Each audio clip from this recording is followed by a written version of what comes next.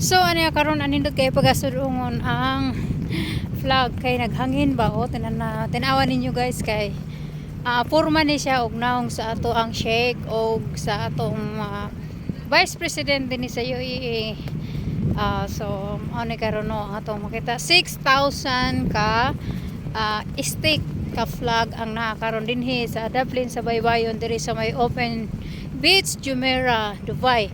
So karon na ako ra ko diri sa Dublinan o makita na to ang weather karon diri kay tugnaw og kusog kayo ang hangin. So makita man nato sa flag ang iyang